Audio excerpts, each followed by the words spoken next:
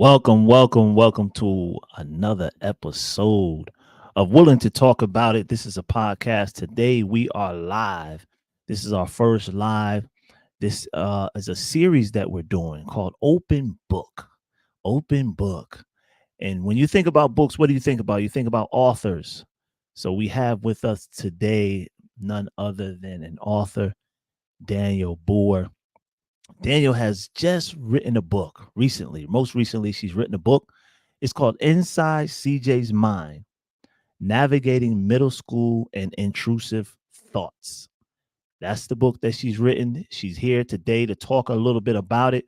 We're going to talk about the book. We're going to talk about her. We're going to get a better idea of who she is, why she wrote this book. Before you do that, again, you are watching Willing to Talk About It. This is a podcast.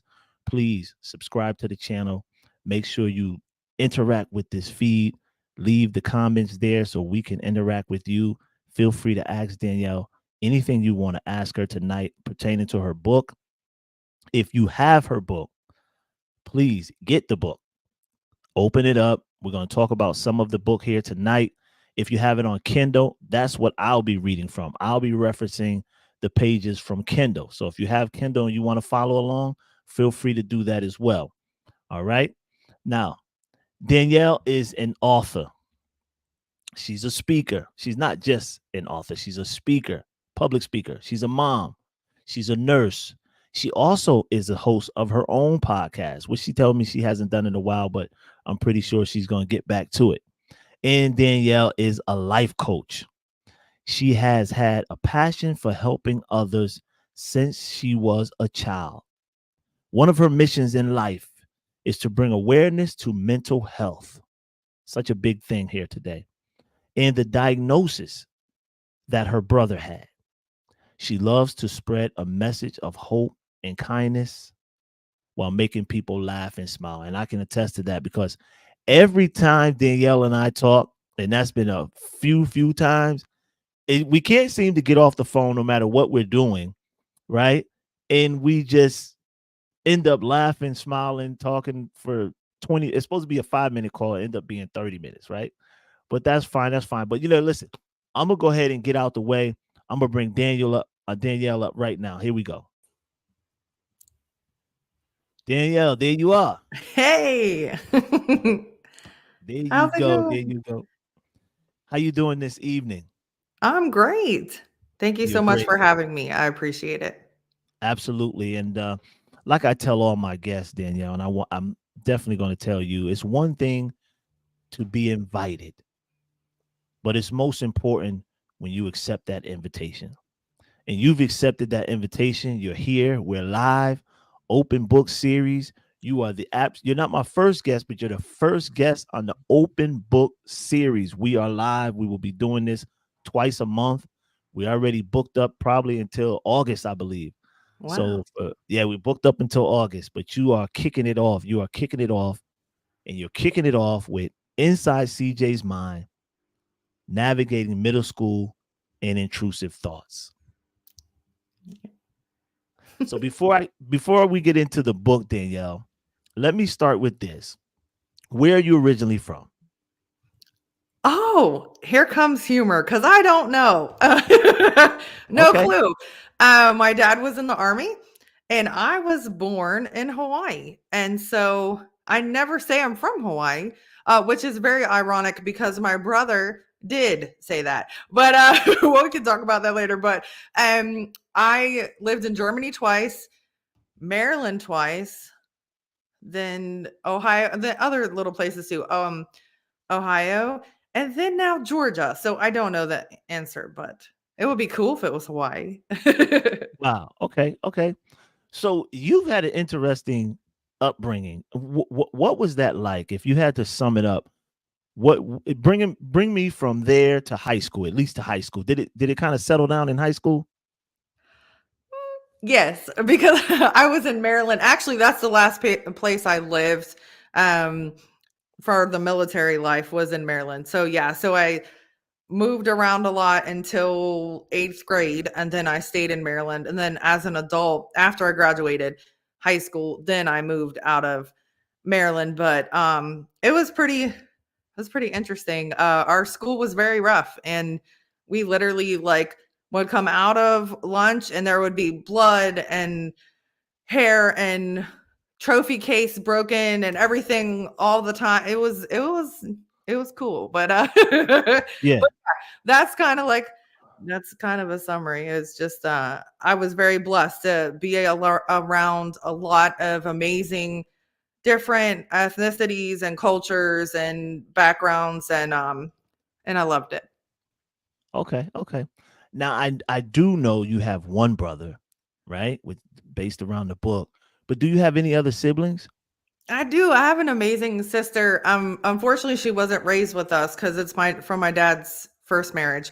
But she is 5 years older than me, and she is amazing. She can do anything, so she's like a very awesome person to look up to. But yeah, Okay. Okay. Okay. And how were you in school? I mean, you were taught you were going back and forth. How were you in school? Were you a decent student? I mean, well, let me just say, I think I was a B student. Now, hopefully, none of my friends around here they might try to prove me wrong, but I was a B student. I was a B student. I was okay. It depends on the year and the situation. But I like to follow rules. So for the most part, I was a good student. But really funny, I'll say I failed speech class because I wouldn't do my speeches because I was scared. And now I'm a speaker. So I just love to say Right. that because it's hilarious. Because like anybody, anything's possible. You can do anything you put your mind to. And so I was like so, and I was a stand-up comedian as well. So it made me so sick to speak in front of people. But eventually, I did. And honestly, I didn't in college. I had to take it again, speech class. Well, I had to pass it. So I did it again my senior year and I did pass. But in college, I had to take it, which didn't make sense because I'm a nurse and I was going for nursing. I don't get it. But anyway, I wasn't going to do my speeches until I had to do my brother's eulogy. And so I was in that class in college, and she was so proud of me because I told her, I was like, I had to stand up in front of everyone and talk about my brother and give his eulogy. And after that, I, did everything. Plus, it was college, so I wasn't going to mess that up. That was silly. But yeah. Right. Right. So Right. most of the Right. time, I was a really good student, I'd say. Okay. Okay. So I mean, you went to college. Now, what did Danielle want to be as a little girl? What were you like? Okay, this is my dream. So I wanted to be a teacher or a nurse, and I eventually became a nurse. I was a young mom, so I had to wait a few years until I got my kids settled in school, and then I went to school for nursing. You went to school for nursing. Okay. Okay. And what was that like? And how did it help you transition to where you are now? Yeah, so I'll make it quick, but that was very rough because honestly, my brother passed away while I was in prerequisites. So um before you get in the program, because I had never gone to college, you have to take all the stuff like speech and stuff like that. So he passed away in the summertime, and I was a single mom of two kids, working two jobs and going to school. And when he passed away, it was very tragic. And I don't know how much I can say, but on here. But anyway, Well, so yeah, we're wide open. okay. So I witnessed my brother on the telephone. He committed suicide while I was on the telephone with my mom. My mom called me to calm him down. So let's just say I was traumatized after that. And so I wanted to quit school, but I was a single mom, like I said. So I kept going, and wasn't even going to start the nursing program. And everybody was like, you got to do it. And I'm like, well, okay. So I did. So it was very rough. And it was crazy because the end of nursing school. So I was like also planning a wedding because I started dating my boyfriend and got a bonus son as well, who's amazing. Just turned 18 actually yesterday. So shout I out to saw him. that. I saw that. Such a Yeah. good, such a good kid. And that is my baby. But anyways, so him and my boyfriend at the time moved in with us. So that was a transition. While I'm going to school, I'm still working. Now I'm taking care of three boys. And then I tried to drop out of college three times. And I'm so glad that it didn't work out that way. Right. But I was planning a wedding the last year of school. So goofy. So I never slept. It was just rough. But I graduated, thank goodness, and I've been a nurse for over 10 years now. So it was very challenging. I mean, I would go in the library and cry because I would in the summertime they were out of school, so I always had Right. them, or I was at work, or I was at school, and it was like and I was trying to heal, and so I'll say, and I'll be quiet after that, but No, no. the psych part was very hard for me because my brother had just committed suicide, and so I was very, very good. I've always been, and I'm very thankful for that. I've always been very empathetic. So I'm very good with people that have different psych issues even before this happened. And so during the clinicals, when I'm with the patients, I was totally fine. But afterwards, I would freak out and cry and because I was listening to them, and he had just did that like literally a few months before that. So it Wow. was it was really hard to get through, but I knew that there was a purpose and I wanted to help people. And we lived in a small town. So when I would see some of the patients were really, really not doing well at the time that we met them. And I was just a student, a nursing student, but I would Right. see them out and about, and I couldn't tell them where because it's against HIPAA. But to see them so healthy and thriving was the most amazing thing. And one more thing was this girl wouldn't talk to any of us except for me. She chose me, and it was meant so much to me, and I knew that, I had to keep going and become a nurse because it was in my heart. But I love helping people. But anyways, just like that the intro says, it's totally true. I've always been like that, and I feel like it's my calling and my purpose. But that was a long Well, answer. no, no. Listen, Danielle, it's open book. You're unwilling to talk about it, and clearly you are doing that. So we're Okay. good with that. We're good with that. Now, what I want to do is I want to unpack that, and I want to bring it to where we are right now. So you're going to school to be a nurse, which was 10 years ago. And at some point in that time, your brother commits suicide. Mhm. Am I following you correctly? Yeah, so but he's committed suicide almost 14 years ago. I started the prereqs, and like I was in school 3, 4 years. But yeah. And Correct. So yeah. so So between 10 and 14 years ago, somewhere closer to 14, he commits suicide. And I want right. to that's important because there's a lot of space there because now you wrote the book.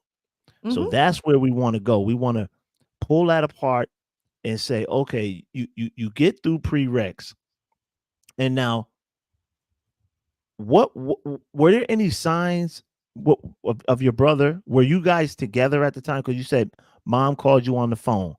Was there any signs of what was about to happen, or did you just not know and you couldn't? I couldn't tell. Was it that situation or what was it? So I actually moved to Ohio. So they were in Maryland still. And he lived with my mom still. So he was 26 years old. He still lived with my mother. Um, and we talked on the phone like a few days before that, and he just seemed like himself. Now, he had very severe OCD, which is we'll talk about in the book. Yeah, But but do that. Do one thing for me right now, yes, Daniel. Sorry to interrupt. it's okay. A lot of these OCDs and ADDDs and ADHDPSR, those kind of things. What is I know we're gonna have fun tonight. ABC, it's a We're whole gonna have bunch of stuff. fun tonight. Oh, What is OCD? Because you've okay. seen it up close. What is it? Yeah. So obsessive compulsive disorder is OCD. Compulsions are the things that they act out. The obsessions are the things that say fear. Like so there's obsessions are like fear, cleanliness. Some are like more like sexual stuff with thank goodness he didn't have that. But anyways, there's a lot of things. Then the so those are the obsessions. Everybody knows what, obsessive thoughts you would think are. And then the compulsions are the acts that they do. So for instance, if you have the obsession with cleanliness, you have to the definition of it, which is in the book, is you have to do these acts more than 1 hour a day. They have to consume you over more than 1 hour a day. So people that say, I got OCD, and it's just because they don't like dust or something, that's not true. It has to, you have to do these things more than 1 hour a day. So I interviewed someone with safety. His is OCD with safety. So he stayed up the whole entire night as a teenager and would make sure the locks were locked in the house. Make Are sure you there's not a serious? fire. Yes. And that's real. He really did that. And my character does some of that as well. So that's what it is. Like, and say cleanliness. My brother's hands were purple because he was his obsession was scared of germs. Wow. Okay. But the compulsion is scrub, scrub, scrub, scrub, scrub. If he went to the bathroom, he would take a shower. He had a ritual. So that is compulsions. He had a ritual that when he left the house, literally every single time he left the house, he did this ritual. And in the book, also, the character has a ritual, and lots of it is my brother's. And so he would do certain things every time he left the house. If it got interrupted, he would start all over again. And he would get very, not everybody with OCD has this. My friend has OCD and she also gets rages sometimes. They will get really upset if things are not a certain way. Some people Mm. with OCD count or tap, or there's so many different things they might count. So I know there's 12 steps to get up to my house. Then there's 14 steps to get downstairs. There's 12 steps to get upstairs. And then they know all that. So like literally you could blindfold them probably and they would just know where to go because that's what they do. Like I said, Mm. some people tap, some people, so there's a lot of different things that they people with OCD do. It's not all of them. It doesn't have to be all of them. It doesn't have to be. And honestly, you can also just have obsessions. You can just have compulsions. That's rare, but you could. But my brother's was very, very, very, very severe. And it was hard. It was hard being the wall between us. We're one room away, and he really struggled with so many things, and it was heartbreaking, and people would mess with them. And that's why the friend in the book, which we'll probably talk about, that is such a great friend Exactly. and so supportive, because my brother's friends were supportive in a way, but they thought it was funny to mess with him. They would move something literally not even a quarter of an inch and he would know. He would see Wow. it and he would freak out about it because it wasn't right to him. And so, Now let but he me. also was great. He was a great friend. I mean, there's Yeah. aspects to everything. But go ahead, sorry. Yeah. When it was your brother. So let me ask you this, because my brother and I are 4 years apart, Oh, and it took a little while because he's 18, I'm 14. I got to tag along. He like, this dude gonna tell when I get back what I'm doing, you know. So what was the age difference between you and your brother? so I'm 1 year older and I became his second mom. So in high school, my parents got divorced. My mom moved out and I was his mom at school.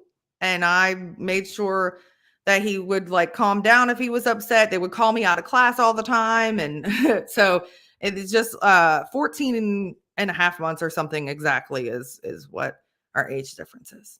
Wow. So you were close is where I was Yeah. trying to see. Hmm. You were close. Okay. Okay. Okay. Wow. This is good stuff. This is good stuff. I like where this is going, Danielle. What I'd like to do is I'd like to, because you brought me somewhere and I'm gonna have to do this. I'm gonna have to do this now.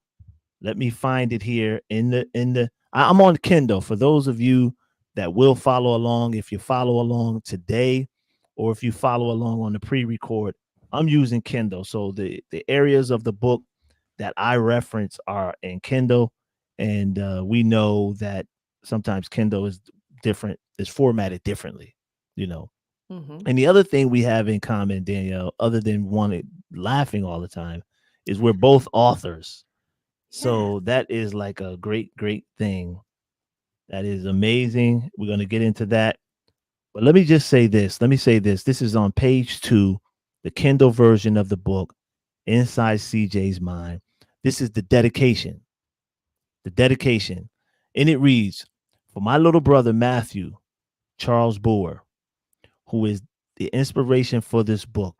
May your legacy live on through CJ. Because of you, we will inspire and help kids for many years to come. Thanks for all the laugh and memories. I love you and miss you so much. I hope our friends and family see your humor shine through when they read this story for my four wonderful kids who were my motivation to keep going when I wanted to give up on my dreams. Anything is possible. So keep following your dreams. My beautiful, amazing niece, Jayla Nicole Boer, who is such an inspiration at 17 years old, keep speaking up and advocating for mental health. I'm so proud of you. I will always see your daddy when I look in your eyes. For anyone who has ever felt like they didn't fit in, for anyone who has ever felt like they didn't fit in, this book is for you. You are special and amazing. Keep going. Don't ever stop believing in yourselves. Remember, you are not alone. It's okay to ask for help. That's what you wrote in the dedication, Danielle. Mhm. Try not to cry, but You talk about your brother's daughter, your niece. Mhm. You talk about when you see her, you see him. You talk about the possibility, it leads me to believe that she may actually have some stuff. I mean, just the loss of her dad alone is traumatic. Where were you at? This is because you wrote this 10, 12 to 14 years later. Mhm. Yeah. How did you get through that dedication? Uh, uh, it's difficult, but it's exciting and awesome because I see how amazing she is, and she her and my son just had prom the other day. That they're both in different states, but she was 3 when he passed. She Mm. was 6 when her mom passed. Oh, wow.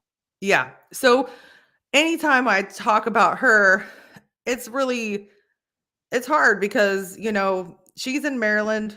I'm here and I wish I was more involved.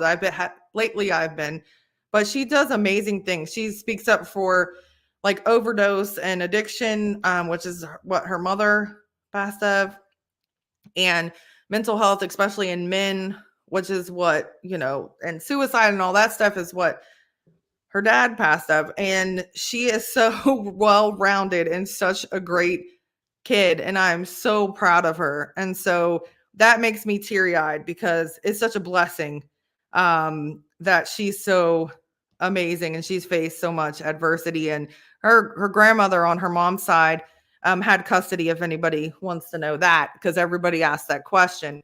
And so she does a great job. And she has aunts and stuff and a lot of uncles and lots of family on that side too. And my dad is really awesome. He's in Maryland, so he supports her and goes to things. He was just at her prom. They all took pictures together. So Okay. but yeah, but it makes me feel good, but it's still kind of sad, even though it's been so many years. It's just because they're missing a lot of stuff. Right. She's Right. doing amazing things. So Right. Right. Right.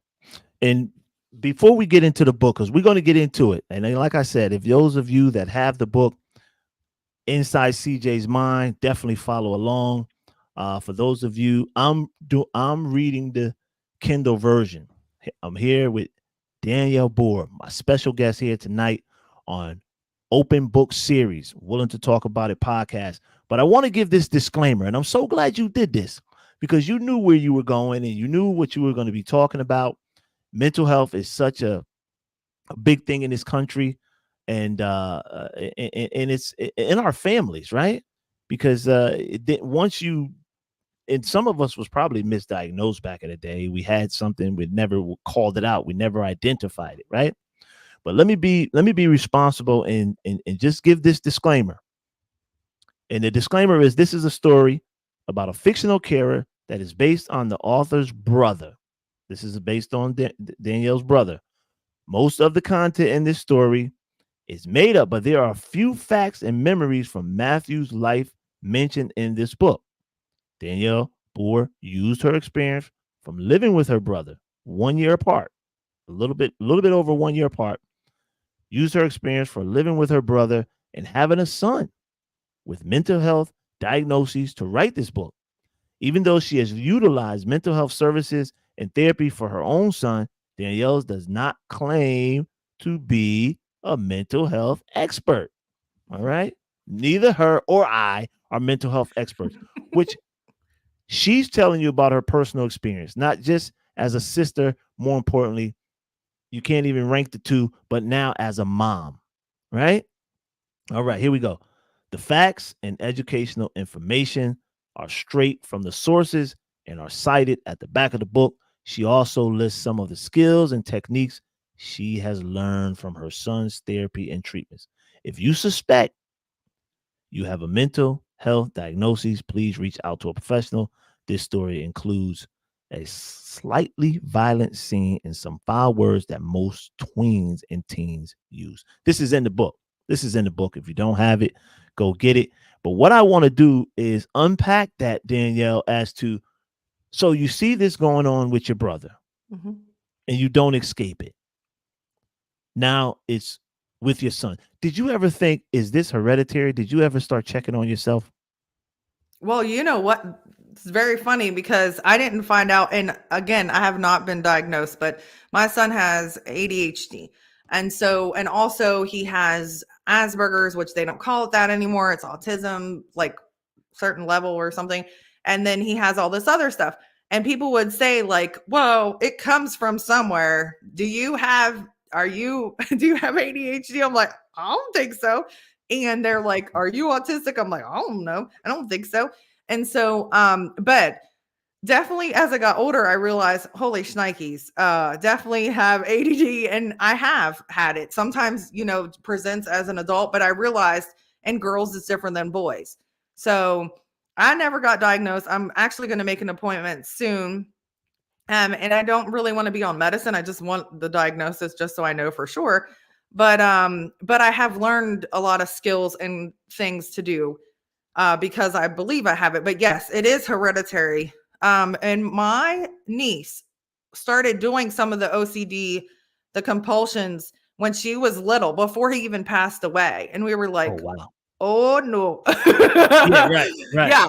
So like, okay, so sensory stuff. She didn't want her socks a certain way. That's true. Like these are things that you can look for. Again, I'm not a mental health professional. I'm just a nurse. I am not a psychiatrist, a therapist, or any of those things. But there's sensory issues as well. So she didn't want her socks a certain way. The line had to be a certain way. She would get undressed and undressed and undressed and undressed and dressed again until it was perfect. So those are things that you can realize too. And she was only like 2 years old, and we're like, what in the world? Right. But she grew out of that. I think I don't live by her, but I don't think she still does that. But I mean, there are things that are hereditary. So that's the long answer again to the question. Wow. Wow. So what was it like? What did you learn and what were your fears, especially when dealing with your son? Well, you know, again, my brother was alive at the time, but my brother didn't get any help. And so even though it's not exactly the same diagnosis, I knew that I wanted my son to get help. So at 4 years old, I started taking him to therapy. And then I started changing his diet to see if that would help, like reducing red dyes and all this stuff, things that supposedly make ADHD worse and everything. And so it was very challenging. My oldest son learned very easily, and then my little baby, I love him. He just had a kid, by the way, so I'm a grandma. Okay. She is Right. almost 2 weeks old. But anyways, so it was Wow. very challenging because I was Congratulations to young. that. Thank you. I was Yeah. 18 and 20. So at 20 something years old, I'm trying to figure out like what's going on with this with my little boy. and he would hit people at school and do all these things, and it was really rough, and I had no support, like none at all. And I had to protect my older son from him at one point, and a few points actually. And Right. so it was a challenge, but I was very, very blessed again that I ended up getting a lot of help. A case manager would come to the house, and like the therapist became like everybody became an extra parent for me, and supported in different ways, taught me a lot of different skills and stuff because he discipline didn't work the same for him. So like one week timeout, he hated it. The next week it was like he don't care about it no more, and then you got to figure out something else. So Right. it was a lot, and but he taught me a lot of patience. He was the most considerate. He still is. He's so sweet and kind, and so it was just kind of learning with him. Actually, that's what it was learning how to help him with him. Wow. Wow. So listen here. For those that are just joining us, I'm talking to Danielle Booher. She is the author of Inside CJ's Mind. This is a book about mental health. She suffered a loss from her brother. Her brother was, I believe he was 26 years old when he took his own life due to some mental health challenges. And you just heard Danielle say that he did not get the help. And so many times people don't. Neither Danielle or I are mental health experts. We're just real people. And she's telling her story on the open book series here tonight. And that's so great. I really appreciate you doing that, Danielle. So Of course. now you mentioned your brother didn't get help. Was he ever was he ever offered it and just didn't want it, or it was just in a situation where there was so much going on? Why didn't he get the help? Well, that's a very great question. And if you are a young man out there or a boy, maybe not a young boy would be listening, but he thought that it wasn't cool to get help. He thought it was wimpy or people would make fun of him. So that's that's so sad. It's very sad. And that's why he didn't get help. Yeah, he was offered it, I'm sure, plenty of times. Even like I remember the school counselor would try to talk to him, or my family would try to suggest things, but at that point he was older and he was a teenager, and so it was very difficult. And like I said, my parents got divorced, and there was just like a lot going on. Right. But and sometimes, like, I was the one around him the most for the most part. And so I might have saw more than they did. Like, I'm sure my parents knew they knew that he had a ritual before he left, but I don't think they maybe knew everything. And I love my parents, and they did the best that they can. You can't physically pick up a tall boy and just put him in the car and say, "You gotta go," you know.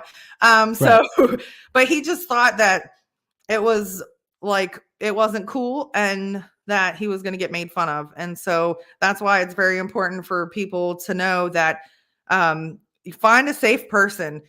And also, females, do not make fun of men for speaking about their feelings, because guess what? They have feelings and it's Right. okay, right? Right. We need to be supportive of them. So if our boyfriend or husband or whatever says, I had a bad day and all this stuff, okay, listen to him, because he has to have a safe place to talk and relieve his stress, and we have to support them. We don't make it like, oh, it's wimpy to talk. And I know some people are guilty of that, and you never know what they're thinking. So let's try to be supportive of each other. And that leads me to this part of your book, Danielle. And it's so important that you say that. And I know the character here, some of this is you've made up to get to get your point across, and you've also told me some of it happened, but you want to protect those names and those people. Correct? Yeah. Okay. I'm going to read this here from page 7 again. If you have her book, this is the Kindle version that I'm referencing. Page 7 in italics, it says, "Where do I begin? How do I function? Starting at a new school and getting used to a new house. It's too much at one time. What if I don't like my teacher? Or what if they don't like me? What if I don't make any friends? What if people think I'm weird? Am I weird? Will they think I'm cool? Like at my old school, I thought, wow. So many kids go through this, and probably adults do too, but we should know how to navigate through that. But that's a very important part. Do you think your brother dealt with those challenges? Yes. He was a fighter, so he didn't know how to talk about his feelings and emotions. And I probably, like I said, in the household, we probably saw it the most.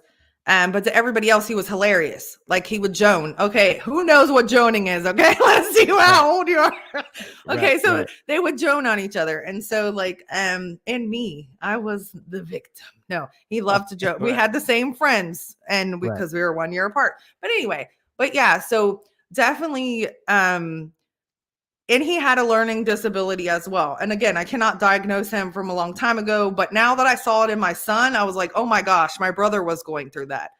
Right. People might make fun of him because he wasn't reading as fast as other people or something. And he wasn't stupid at all. He was very smart, but he just like needed a little more time. And then he would get embarrassed and then he didn't even want to do it at all. But yeah, I feel like a lot of times everybody thought he was so cool.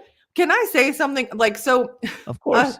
the reason why I started writing this book is because a psychic medium, this is a true story, told me. I was writing my other book, and that's not finished now, but by the way, but she told me that my brother wanted me to help people. And I said, yeah, I became a life coach. She's like, no, he wants you to help kids. I was like, really? So she said, he wants you to write a book. And I was like, ooh, because I already was writing it. Nobody knew I was writing my own book, really. And Right. so I said, okay. So she said that he said, and I love saying this, that people thought he was cool, which again, she wouldn't have known that because I met her just like literally on the internet. But anyway, she said that he thought people thought he was cool, but really he never felt like he fit in on the inside. And that broke my heart. And so if you believe in that or not, but that's what she said, he said. And then I look back and say, well, yeah, he that makes sense. Like from being on the Right. outside, it does make sense. But he never would say Right. that out loud. Wow. Wow. Let me just pause here for 1 minute, Danielle, and say thank you to everybody that's in the chat. I notice you're in Georgia right now, and there's a host of I Georgia people am. in here. I know there's Hands in the Dirt. His show is tomorrow. Bougie Pepper, she's also on that show. She's here. I want to thank you all for joining. Thank you, thank you, thank you. For those that are just joining, I'm here with Danielle Booher. She wrote a book, Inside CJ's Mind. She's talking about it right here. She's talking about why she wrote this book. She's talking about the loss of her brother, the challenges throughout her family through mental health. And now it's going into the second generation because your brother and then his daughter. Now that leads me to ask the question, Danielle, did your mom or dad suffer with anything like that? Misdiagnosed or I um, didn't have that. I didn't have okay. that here with you. You Okay, know, so I mean, go ahead. honestly, I am my mom is still alive, so I don't think she'll ever watch this, but somebody related to me will. But I believe that she has OCD, but it's not as severe. And my grandma, I believe, did too on my mom's side. One time I touched the curtain, and my grandma's not alive. Everybody don't. My family better not say nothing. I love my grandma, but I Yeah. was touching her Yeah. curtain and I was looking out the window and she said to me, I was like, I don't know how old I was, maybe a teenager. And she goes, if you want to make your house sloppy, you can, but you don't mess up my house. Close the curtain. And I was like, okay. So Wow. and it was Wow. and So it was serious. yeah, but she never was like that with me, and so I was like, "What is happening?" But it was because it wasn't closed all the way. There was a little gap, and she didn't like it. But again, I love my grandma. She was the smartest woman I've really known. She was a nurse in the war, amazing woman.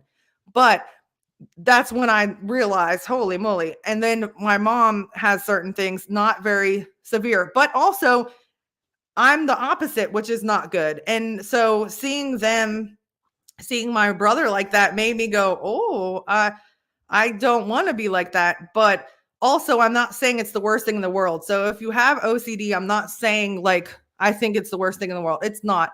But there is help and there are certain things that you can do to lessen them and so you can get control of it. So, but I'm just saying I see it some things in my mom as well. I'm not a professional. I'm not diagnosing anyone. Right. But yeah, probably. Well, Who knows? and that leads me here.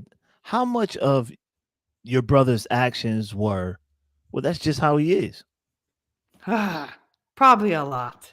And that's what happened. Again, mom, I love you. That's what happened with my mom. When she was little, they would say she was the youngest girl. There was 6 kids, so she was the fifth kid. Oh, that's just how she is. It's fine. They would have to pull her across the street. She didn't want to stop playing and all this stuff.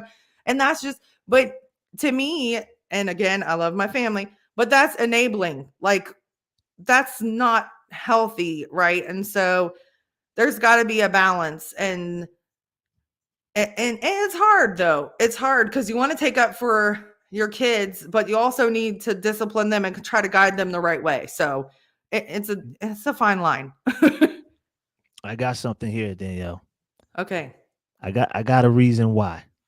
I got a possible reason why. Okay. Okay. I'm gonna read this part of the book. It's chapter 3. It's titled The Challenge. Page 42. This is CJ speaking. And CJ says, "Why am I here? What kind of doctor are you?" I asked. "Well, I'm a psychiatrist. And I thought you knew that," Dr. Looney explained. "My mom tricked me into coming here. I thought I was going to get pizza," I admitted. "Oh, okay. I'm curious as to why you would trick him, Mrs. Masters," Dr. Looney inquired. Mom responded, "I am a newly single mom, and I know he would not have gotten into the car willingly," Mom stated. "Mom, you think I'm crazy, and you brought me to a doctor whose name means crazy. I just don't get it," I proclaimed. "I'm sorry you were tricked into coming here, but your mom has good intentions and is just trying to help you," Dr. Looney declared. "Betrayal is not the kind of help I need," I exclaimed. How often are parents, or do you think your mom was put in a situation where she was just overwhelmed and she just didn't know how to deal with it? I'm sure a lot. I wasn't probably the easiest either, and either was my brother. And again, they were getting divorced and a lot of stuff was going on. And so I'm sure it happened a lot. And even me as a parent, that happened a lot where I had to choose, like, my older son couldn't go somewhere because I can't leave him home alone. And the other one is acting up, so he can't go. And so you have to kind of choose. And again, you're learning, like, parenting is like, and you're going with the flow, right? And you don't know which way the flow is going. Sometimes you just go with it, but but you're trying to benefit everyone. It does get overwhelming. I think in life a lot of times too gets very overwhelming. And but there's ways that we can deal with it. But if you don't know, you don't know, right? And then people get burnt out. And sometimes what my brother did, some people result in that. And I don't want anybody to do that. So Right, right. yeah, so Take me there. You said what your brother did, uh, Danielle, and yes. I didn't have this on my notes, but you and I spoke, and you said, "Daryl, I'm an open book." I said, "Well, that's good because that's the title of the series, Open Book." Right? Yes. That's what you told me. That's what you uh, said. True. Facts, So, as the young people say. It's facts. yeah, yeah. It's not cap. I still don't know what cap. I don't know when to Oh, use that cap. means it's a lie. Cap is a lie. I don't know Oh, why. And I cap like is to a lie. rhyme. See Okay. that? I like to Oh, rhyme. okay. Okay. Okay. So capping is a lie. Take me through that time uh leading up to that phone call. Mm. Take me where you thought your brother was mentally. um, because at this point he had a child. And, Yes. and let me just tell you, for men, we could be doing all the crazy things you want to talk about, but when we have a kid, sometimes it shakes us up. It pulls us out of that stuff, even just for a little while. So It, what was your thinking at that time? Would be, leading whatever period you want to dissect. Did you think things had changed, and were you surprised? What was that like? well, yeah, things had changed. He was getting in trouble a lot, and then when she was born, he like totally changed. I mean, he started like working two jobs, and he got his GED, and he used to go tuck her in every night and give her a bath. And, I don't want to say too much because my niece is 17. And if she watches this or her family, I'm not trying to bash anybody or say any too much information, but I get it. I get it. um, yeah. So he was doing great. The grandmother got custody, and because the mom was on and off of drugs. And I love Jen. I was very close with Jen at one point too. That's the mom's name of Jayla. But and so things kind of changed a little bit. To be honest, he was at a party that night. And I'm in a different state. I told you I was going, I had two jobs, going to college and two boys. It was like I was in a different world, literally. I was in Ohio, they were in Maryland, but I also was in the zone. Like getting stuff done, grinding zone. Right. So when I talked to him like a few days before that, everything seemed as it was. Now, normal is not normal. Like we don't have a like what is normal, right? Right. Um, because he always had stuff that, like I said, he had severe OCD, but his normal is what it seemed. My dad took them to the aquarium like a couple days before that. Like his last pictures, they're in the book, at the back of the book, and they're in a shark mouth, and then she's on his shoulders. That's at the aquarium in Baltimore, and they everything again seemed like normal for him. I'm just gonna show you really quick. There's the I don't know if you can see the shark, and I do. then that's the other picture there.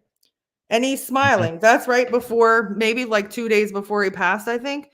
Um, so to say, was I surprised? I don't, yes, but he's always had issues, but I never thought that. Yes, I was surprised because the way that he passed, I was totally surprised. And the whole situation, I was very in shock when my mom called me. It was like 5 something in the morning. I didn't answer at first.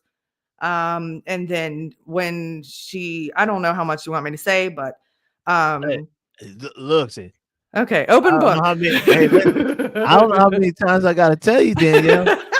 I told you over the phone, Oh my and now gosh. I'm telling you here.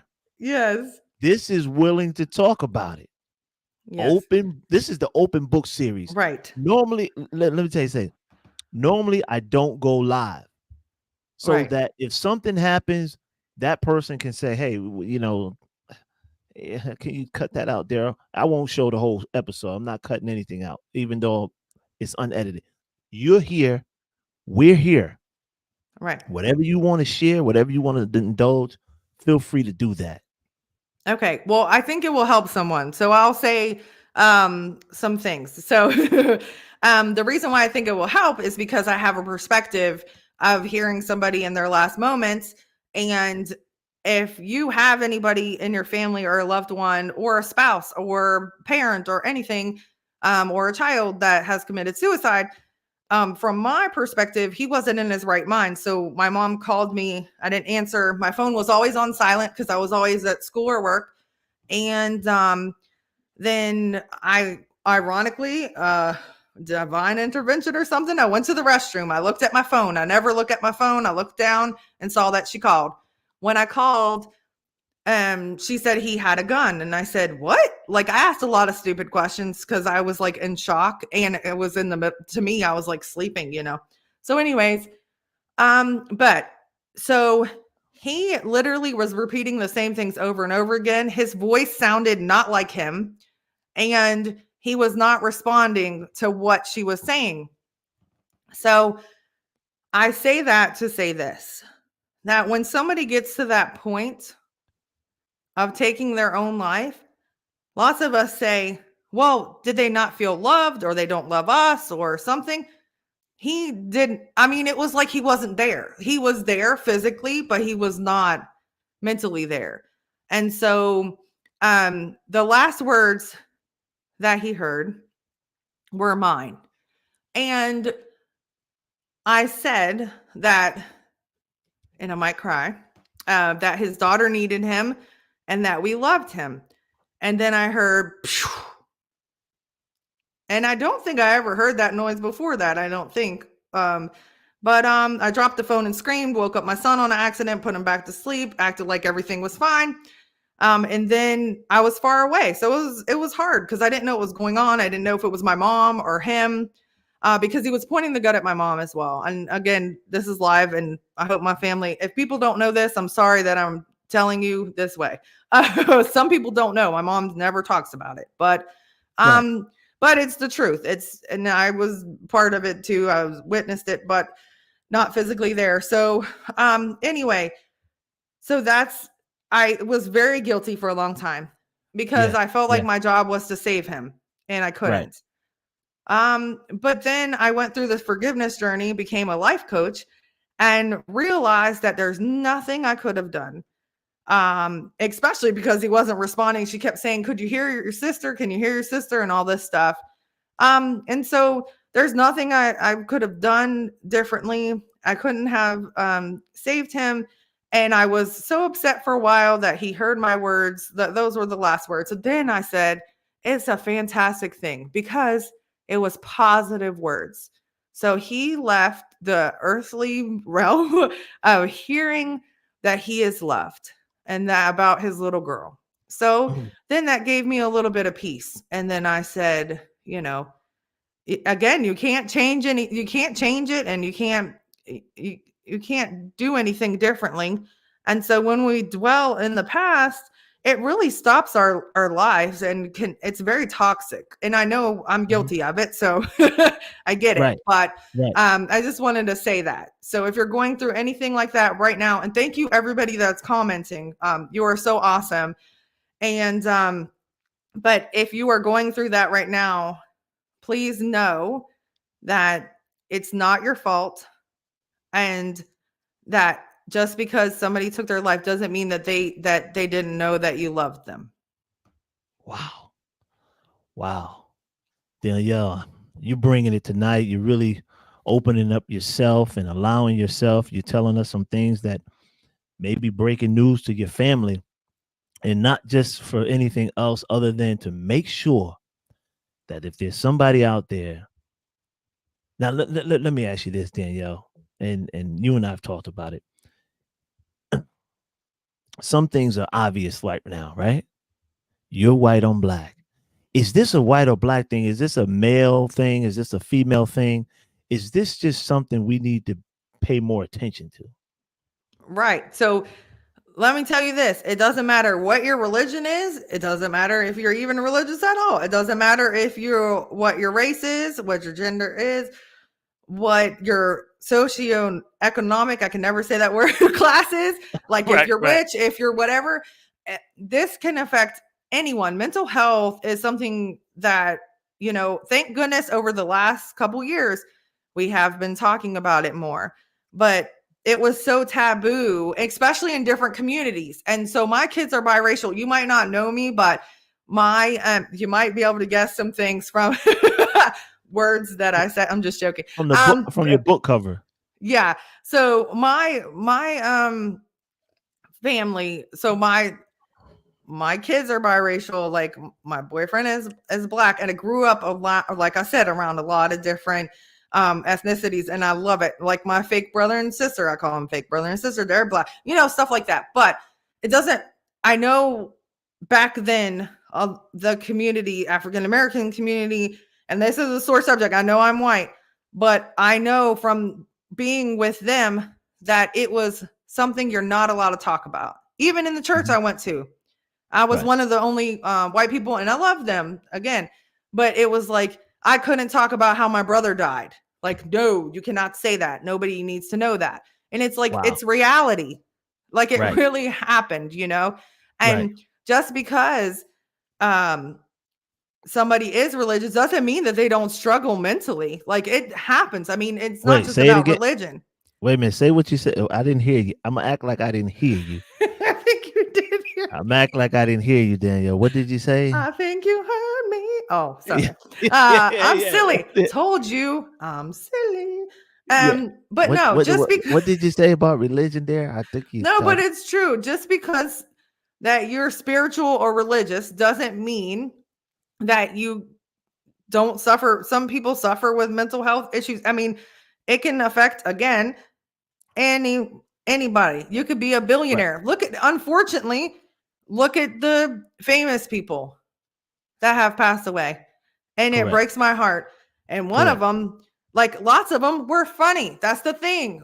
You mask it, like especially men. Again, not a mental health professional. I just my my brother and I know some of my friends have been suicidal before and they've talked about it and thank God they're okay and they're here. But yeah, so you mask it, you learn to mask it, and you might joke and you might cover it up. And that's not to say everybody that's funny is feeling that way, but Right. it's a Right. way Right. to kind of like cope with it. But also a way to cope with it is say, hey, I'm feeling this. And also, this is not, I did not make this up, but if you need help, dial 988. Okay. From any kind of phone, you dial 988. That's for, I Okay. believe, for substance abuse and suicide. Yeah, we're So gonna if, put that in the chat. If you yeah, need some help, and again, Danielle's right. This is not why we're here. We're not mental health professionals. However, this is something that really happened. This is something she lived through in her life. She wrote a book about it, Inside CJ's Mind. She just went through a great length, great detail, breaking news even to her family about some of the things that happened with her brother, who she believes that was not in his right mind at the time he took his own life. This is a serious thing, and you talk about this challenge in men, and you talk about not being able to talk about it. In the book, though, Danielle, you kind of give CJ some support. Talk yeah. about CJ's relationship with Marquise. So I love him. He's just a character, but he's amazing. So Marquise is what I call him, but it doesn't matter because Marquise. I made up Okay, the Marquise. Okay. it's okay. We could call him Marquise. So he is becomes his friend. So CJ moves actually and moves to a different area. So he has to go to a new school.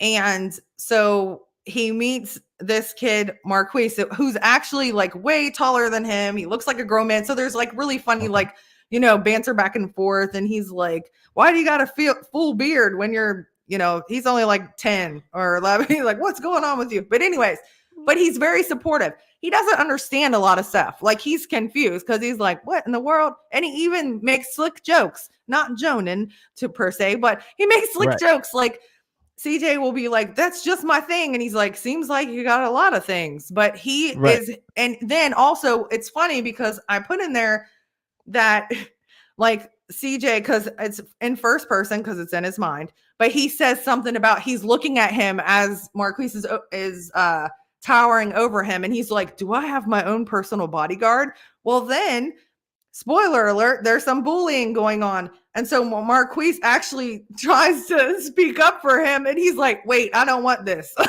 I don't want a Right. bodyguard. Right. But Right.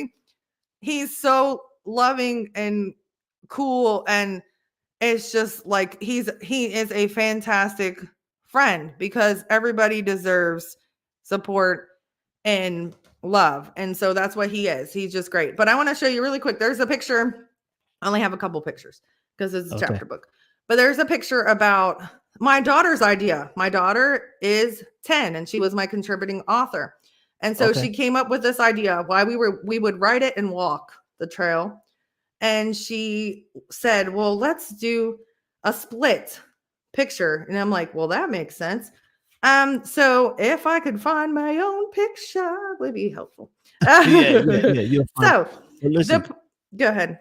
no, You asked me. while you look for that picture, I just want to say again, for those of you that don't have her book, Danielle Booher, Inside CJ's Mind. It's on Amazon. You need to go get it. You can also download it right now. Right now, technology. You can download it right now on Kindle. Hmm. It's also on Amazon. Do me a favor, Danielle. You have it there. I have the Yes. Kindle version. Okay. You have just put the book up real quick so people don't buy the wrong book. I know there's Oh, only you one cannot Danielle book. mistake. I know you can't buy the wrong book. There it is. That's what it looks like. That's CJ. That's his mind. If you really get a close look, those are like cleaning products and stuff like that. And so, inside CJ's mind, go get the book. It's on Amazon. Follow follow Danielle Boer. Check the lower third. All her information will be there. It's in the chat. Make sure you get it. Follow her and keep up with what this young lady's doing. She's helping the tweens and teens to deal with these issues through her story, a real story. Again, neither her or I are medical professionals. She's in nursing though, but just not the mental health area. But she's seen it firsthand through her brother, through her niece, through her son. So and that's sometimes that's what we need. We need the authenticity of the story, the authenticity, the truth. And so you were about to show us a picture, Danielle. Go ahead. Okay, so if you know anybody with OCD, or if you have OCD, and I know somebody wrote that and that they have it in the chat, and thank you so much for saying that, and telling everyone and being vulnerable and telling your truth. And this is okay. So this is I'm backwards. Okay, this is what Marquis sees. So he sees perfect space. This is what CJ sees. He sees a mess because in his Right, mind, it's not it's not ever perfect. right. So it's so much prettier in color, and it's very frustrating because that's another story we won't talk about, but it was supposed to be in color, but that's okay. Wow, All wow, good. wow, wow. So in the book, he has this friend, Marquise. We'll call him Marquise. You can call them whatever you want. Okay, That's the cool thing about Marquise. fiction. See what you Yeah, can Marquise. interpret it however you want. Well, it's fiction, kind of true though. Yeah, Now here yeah, we there go. is true stuff. A lot of truth stuff. This happened. So Danielle, there's two places I want to go, and we're gonna, I'm gonna push you down. I'm gonna push you to the end. I'm gonna bring you to the end because you and I, we can talk. We don't want to make this a conversation because if we have one of our conversations, Oh that's not no. gonna. Yeah. So here we go. You talked a little bit about survivor's remorse, which you had. You said you've gotten over it. It was 14 years ago, somewhere between 12 and 14 years ago, that your brother passed away. You talked about the lady that told you, hey, this is what you need to do. At the same time, there's a lot of things that people say we need to do, a lot of suggestions, and we get into it. How difficult was it? This is a 174-page book. How difficult was it from page one to the end to where you are now? I feel like if it was 100% nonfiction, it would have been a lot harder. And the reason why I didn't do it that way is because my brother didn't get help, and I wanted this to help people. And so it wasn't, it was actually pretty smooth. I'm not even going to sit here and like sugarcoat it, but it was like what I was supposed to do. So I'm very all over the place, and this was pretty great. I mean, it took me 2 months and 3 days. So, Wow. I wanted to finish by the time he turned his 40th, what he would have turned 40. My niece had a party for him in Maryland, and unfortunately I couldn't go. So November the 8th, I was supposed to be finished in my mind. That's what I wanted. But I finished November the 10th. So it took me 2 months and 3 days to do the writing part. And because it was for him and to help people, and for him to, and his face is there and all this stuff, it was a lot easier. But I had hard moments in it because again, It's hard for me to stay focused. And I was working and I do on call as a nurse. I have a 10-year-old at home, blah, blah, blah. But I really tried to stay as focused as possible because of the mission and like what the purpose was. Great, great, great, great, great, great stuff. And as you mentioned before, you saw some things in the chat, people talking and relating to what you're talking about, the OCD and just mental health in general. And that leads me to my next question, Danielle, which is you've done the book, you got a lot of things coming up, you're excited, you're almost on I'm going to call it a mini tour you're on right now, right?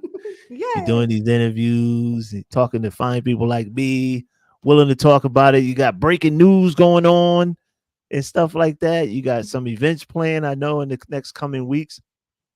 But let me ask you, what, and talking about mental health, what does Danielle do for herself? What do you do for you? Ooh, great question. Uh, this is gonna sound very weird, but I help people. So I became a life coach, which is for them, but also for me. It's very rewarding to see people make progress. It feels so good and makes me so happy. But I go walking, which I'm supposed to be doing that more often, but I love to walk. Yeah, yeah. I'm telling the truth. I love to walk and I am starting to write again.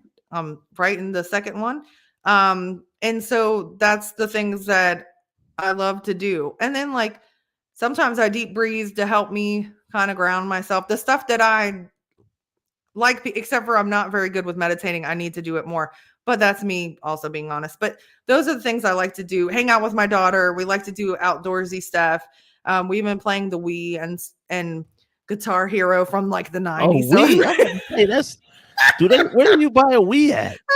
Yeah, vintage. No, just yeah, joking. right. Where you buy a Wii? Only online, on No, shops and online. there's That's the only place you get a Wii. no in Atlanta area. There's game stores and you can get them here. A And they have Wii. games. They have literally Wii games and controllers and everything still. Oh no, you got that. You got that $30 one that's got all the games preloaded. Is that No. what you have? No, we have to buy games and like controllers and nunchucks and the guitar thing and the other thing. It's I don't know where it came from. It's cool though. I mean, it kind of Wow. it just reminds me of the olden days. I'm just joking, everybody, but it does. It reminds me of back in the day. So it's fun. We're having a blast with it. Okay, okay. Let me ask you this, Danielle, and I'm gonna let you have the last word. I really am. What would Danielle today tell her younger self at any age? What would you tell your younger self? I love that you asked that because that's going to be one of my next books. So how amazing is that? Uh, but I would tell her that she is loved and to not let the opinions of others affect how she feels about herself because I did that. And I would tell her. And because we are amazing people. And so when we start to have self-doubt and all these things, it really can mess up our path. And I love how everything, I mean, I love what I'm doing now, but it's just I really got thrown off by other people, negative things, abusive relationships, and all that stuff. But I would Right, right. say to believe in myself and know that I'm capable of doing anything, which I always say to everyone, because you are. You are capable of doing anything that you put your mind to. And I believe in you. So believe in yourself. You can do this. You got this. Wow. That's good stuff, Danielle. You know me. I'm a talker, you're a writer, I'm a writer. I'm gonna give you the last word. I'm gonna give you the last word. A lot of times I lay down. I know I'm gonna lay down tonight, and I'm gonna say, "Man, I should have talked about that."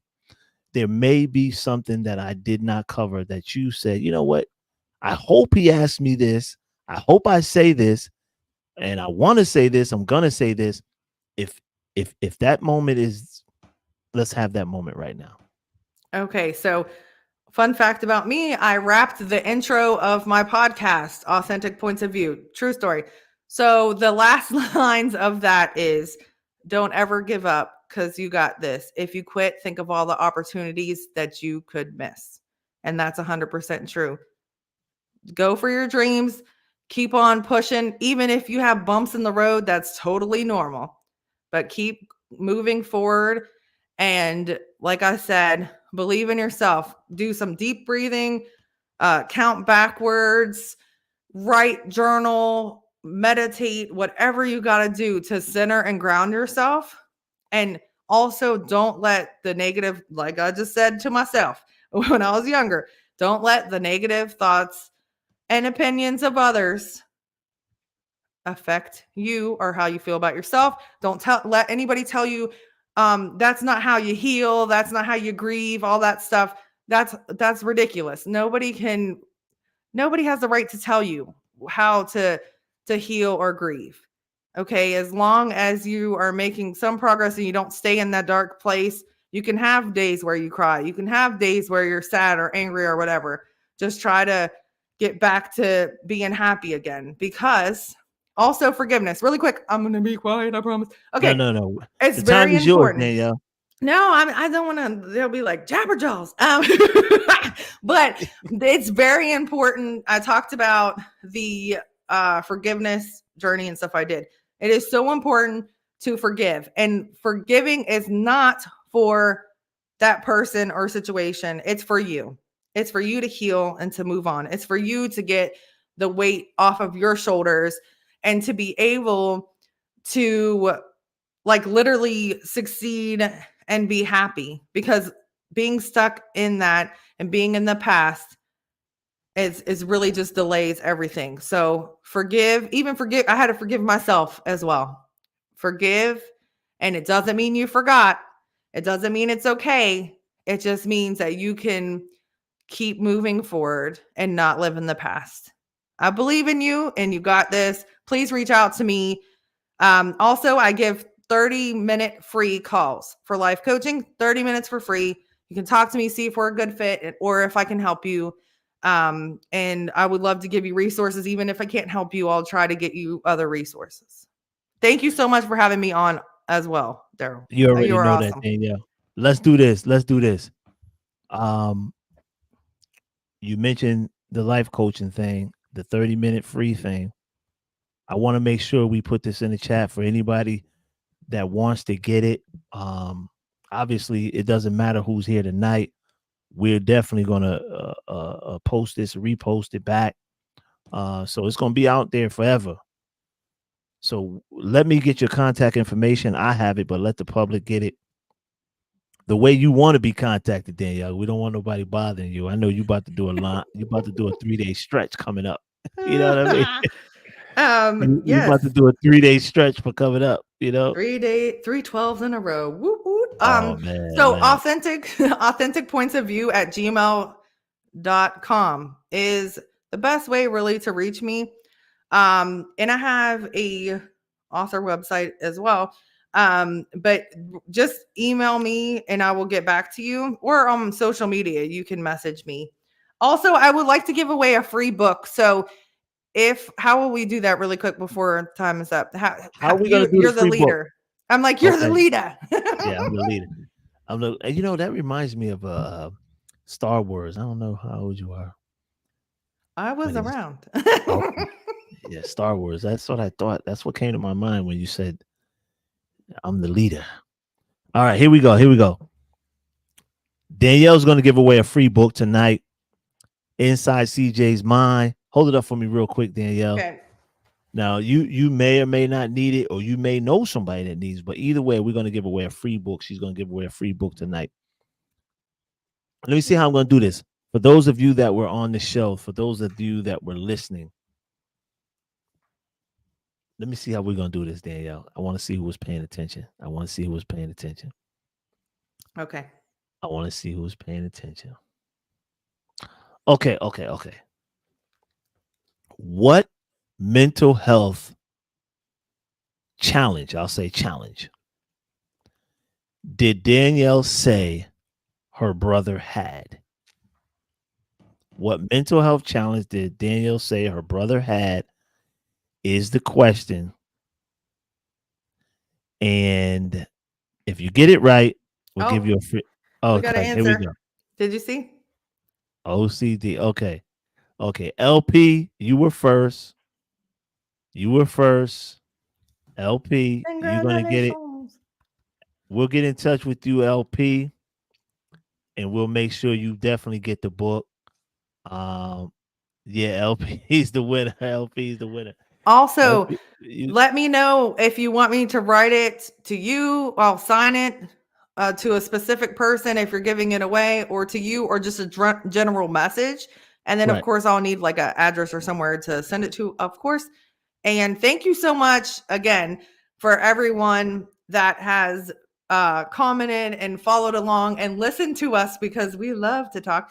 Um, Yeah, I yeah. really appreciate you. It means so much to me. And I hope something you heard helps you. This is my podcast name, the other one helps you turn your trauma to triumph. That's my podcast name. And I love to say that as well. So I hope something that you heard really helps you, or somebody that you love, and you can maybe share this with them if somebody Right. needs to hear it. So, but Absolutely. Absolutely. congratulations. Okay, I'm We done. gotta yeah, I'm gonna petition. I'm gonna petition right now. Because we got a disgruntled, we got a tie, maybe a tie. Wait, who's angry? Danielle, I'm gonna let you go. We might have a tie, Danielle. Okay, And all right, wait. I will send you both a book. okay, you see the tie? You see what I'm saying, Danielle? Okay, here we go. I will send you both a book. Here we go. Here we go. There we go. Miss Latoya Workman. We're gonna get her a book. Uh, we're gonna get her a book. So we're gonna get two books out tonight. Congratulations to LP and Latoya Workman. Again. Hands in the Dirt was here. I appreciate him so much. Every Wednesday, he live stream. If you're into gardening, and if you're not into gardening, it doesn't matter. Go check him out anyway. Hands in the Dirt. That's awesome. Bougie was here. LP is here. This is great. The next show, actually, Danielle, is next week. I got best-selling author Shaman Hudson. Ooh. She's going to talk about raising kings, her life and times as a single mom raising four kids. Oh my God. Aw. So yeah, four boys. So we're gonna talk about that next week, May 7th. If you haven't subscribed to the channel, make sure you subscribe to this channel. Willing to talk about it.